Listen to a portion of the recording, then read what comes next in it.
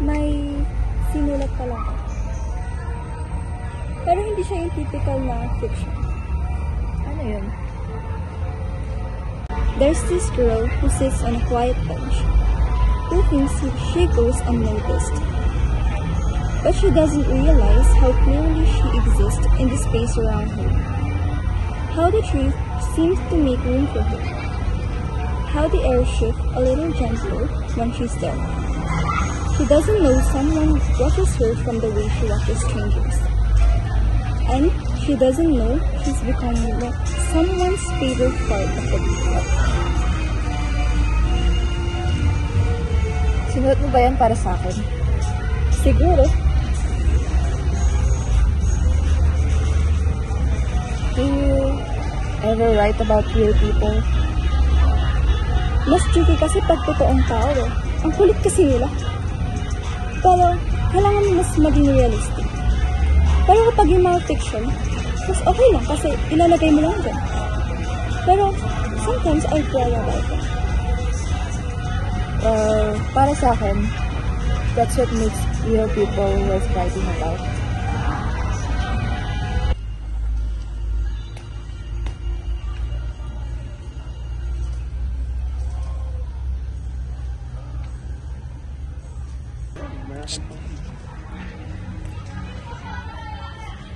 And may bibigay pa lang sa'yo.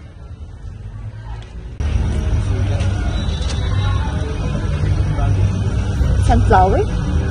Hindi mo pa alam ibig sabihin nun? Uy, symbolic ka pala ah. It means happiness. Na someday, balang araw, hindi man ngayon. Next week, next month, pero someday, you'll have it.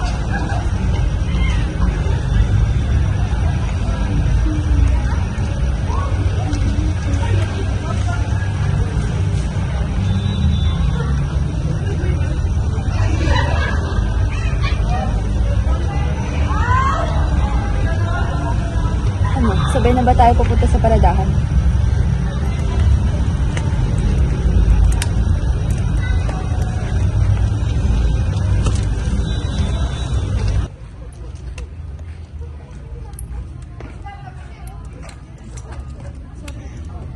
Ay, sorry po. May hinahanap ka?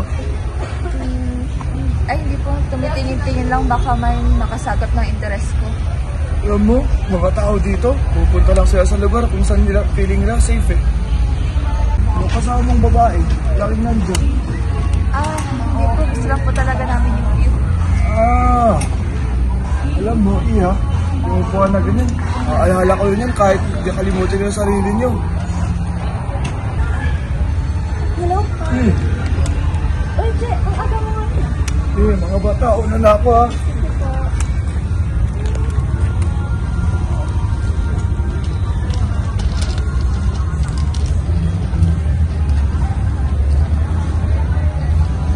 Parang may iba mo pala nakakapansin sa'yo dito ah.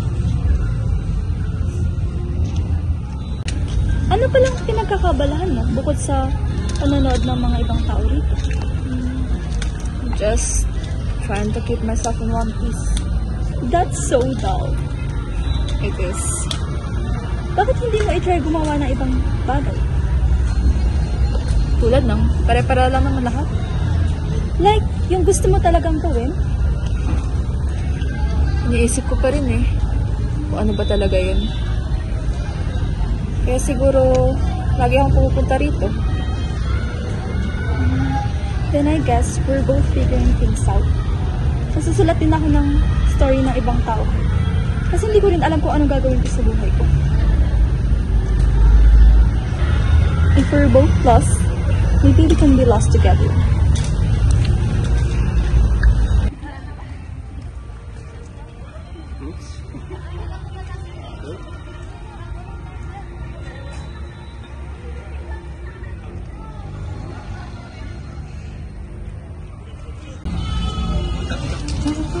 Oo nga pala, may tanong pa ako sa'yo.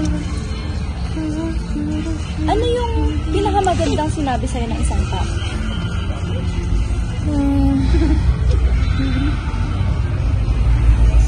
Not sure eh. Siguro yung sinabi mo. Sinabi ko? Na not forgettable. Well, totoo naman.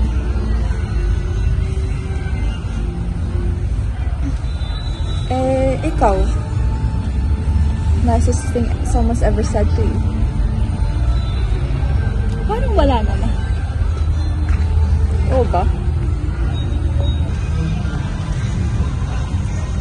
Gusto nila yung mga sinusulat ko, yung ideas ko. Pero ako, ewan ko ba? Kaya, I just decided not to tell people what I really feel. Kaya yung sinabi ko kanina, I mean it. I feel you. Ikaw? Oo.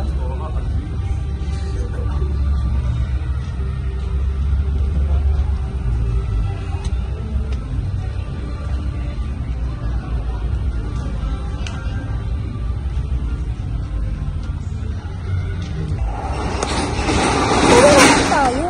Para malibang naman ako. Ano? Habulan? Uy, wag naman. Matatalo agad ako dyan eh.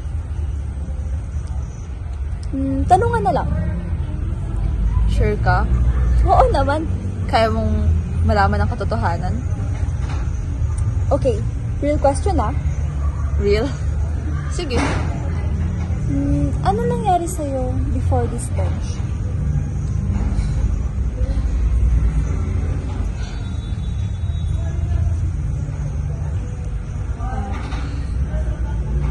I used to try really hard. Sa lahat. School, friends. I tried to be enough for people who didn't want me. But eventually, I stopped trying. I stopped expecting anything. Mas madali yun eh. Malungkot naman yun. Oo. Hanggang sa nasanay ka na lang.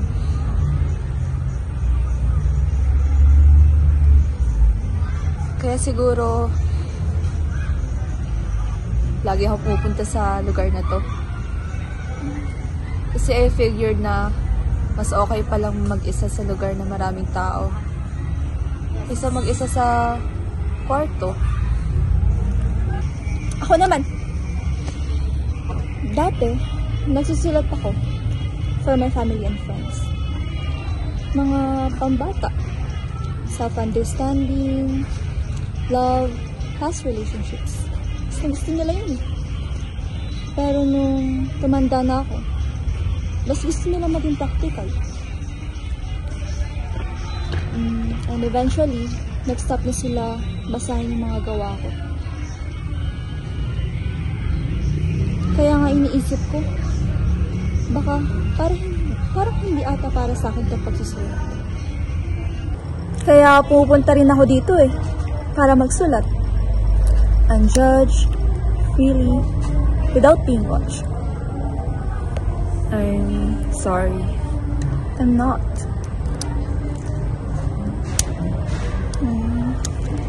Kung di rin nila ako tinataboy, edi wala din ako sa bench na to. At hindi ko makikilala si... Sino? Ikaw?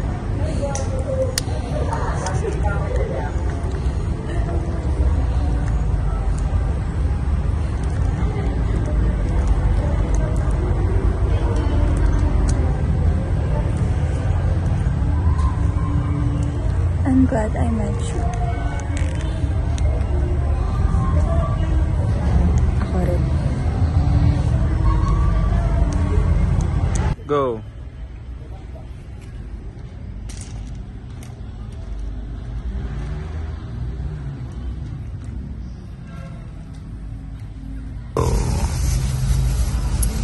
Minsan naisip mo rin ba kung ilang tao na yung umupo rito? Mga kwento nila. Siguro, naghihintay din sila. For what? For someone to sit down next to them.